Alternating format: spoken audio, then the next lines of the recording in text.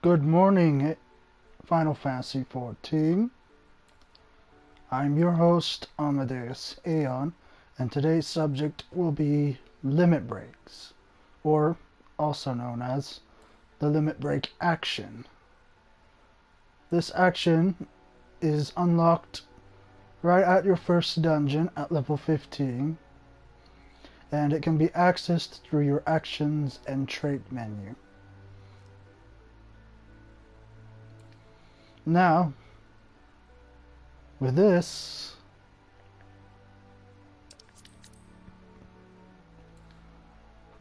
limit break, as most of us know, is a kind of trendy and fun animation or special attack or move that's been reoccurring throughout all of Final Fantasy.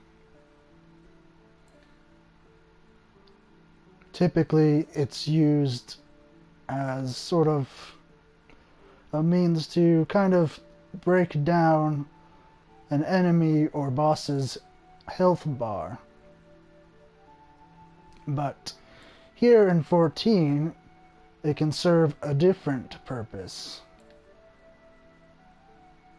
And that's what we're going to discuss here today in this video. Now, the icon for limit break will be this little orange symbol with two crossing blades, as you can see on the screen here to the bottom left hand corner.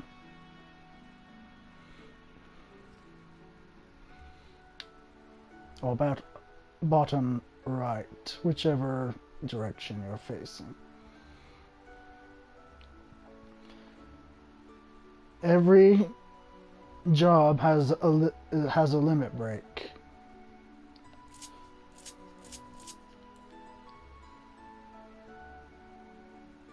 This includes tank, healer, and DPS jobs. Similarly, the DPS limit break is divided into three, those being range physical, melee, and caster.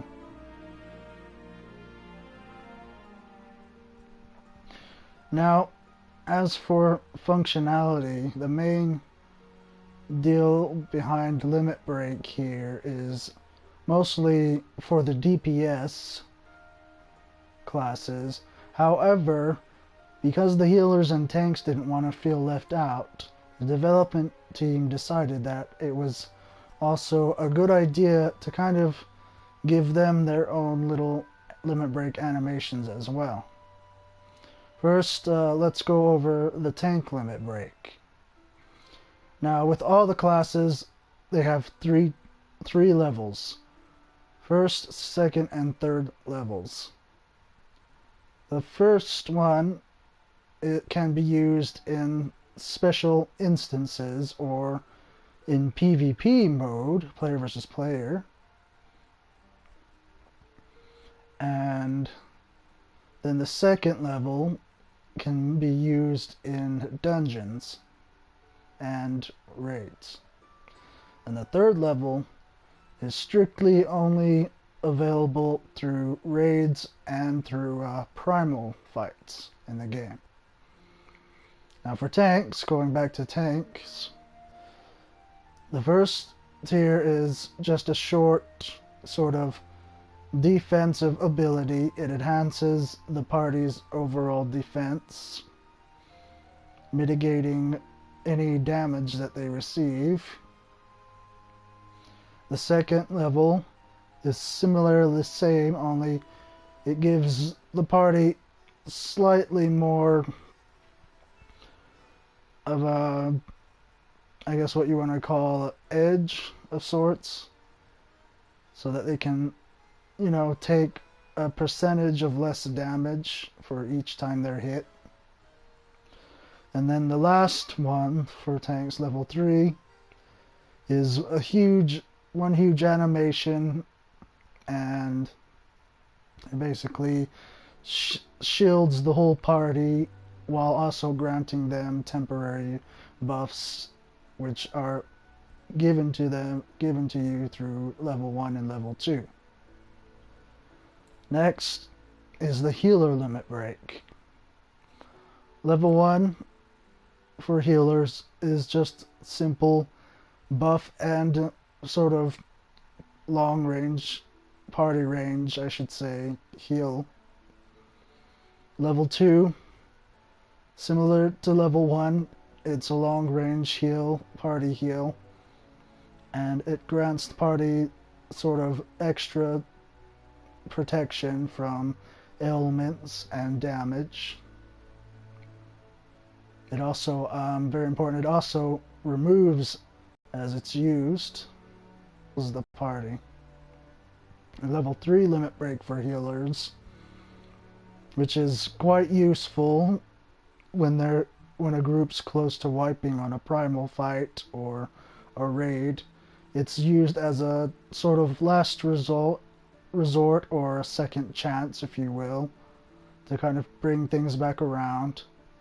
And basically it will give the party a huge buff, like protecting against damage and ailments, as well as it will raise or resurrect any party members who've been incapacitated.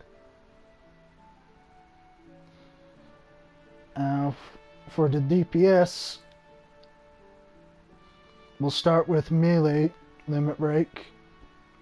This one is for level 1 and level 2, is just a single target attack that deals high damage to a single enemy.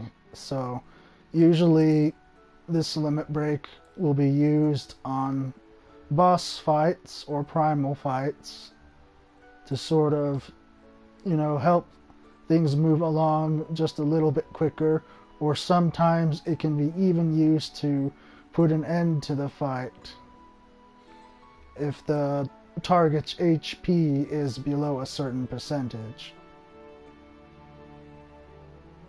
The next limit break is the ranged physical limit break, which this one, it's basically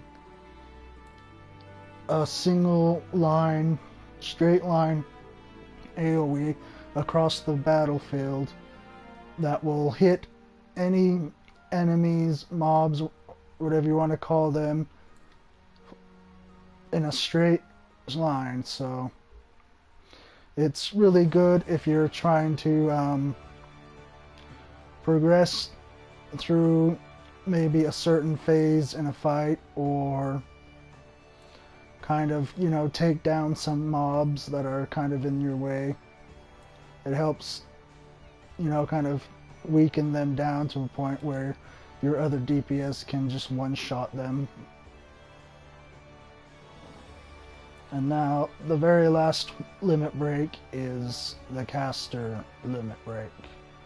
And this one is similar to the ranged, where it's an AoE, only this time it's a wide area circular AoE. And unlike the other two DPS limit breaks, this one is actually one that is controlled by the player where it positions, which is kind of cool when you think about it. It makes it definitely more handy where you're not stuck in an animation lock like your melee and your ranged are, which means that it can be cancelled anytime without losing the limit break and such. But essentially this limit break is designed so that you take down a pack of mobs or trash. It's not very effective on just a single target. Now, to kind of give an overview on when you should use limit break and how it should be used. For the tanks, they shouldn't have to use the limit break, but in certain situations it may be appropriate to kind of have that bit of a extra defense, like say you're doing a savage raid, for example. There are some phases there where the boss will do a very heavy hitting mechanic for extremely high damage, to which could cause a potential wipe in the party. So tanks will use up their limit break, be it 2 or 3, to kind of prepare for this and move and be able to kind of negate about a portion of this damage. Not a huge amount, but it will keep the party alive from wiping. The healer limit break, as I was explaining in its explanation, it's sort of a last resort, and it gives the party a second chance to continue on in a fight. And typically the healer will only use it when like more than half your party is incapacitated and there's only, say, like 2 or 3 of you left alive. Then a lot of your party members in chat may be asking you, hey, use healer LB3 and such. And then for melee limit break, now melee should always be able to have the first dib. If you're just fighting a single boss, like say in a dungeon, for example, if you're just fighting one single enemy, which is the boss, then you should definitely consider letting your melee DPS take the limit break, because as I said before, it's a high hitting damage attack that locks on to one single target. And this high hitting damage could really make the difference in your fight. And that's why it's important that if you're one of the other DPS, have a little bit of consideration for your melee DPS to have a chance. And you know, if they don't take that chance, then the opportunity is yours to use the limit break. Now, as for your ranged and your caster DPS, as I also explained in their description, they're an AoE attack, so basically you want to save it for a pack of mobs in a fight that are kind of tricky to deal with or cause like a big problem if they're not taken down fast enough. So you'll definitely want to consider using your caster or range limit break at this point in time when there's mobs that are very difficult to handle and could potentially wipe the raid or the party.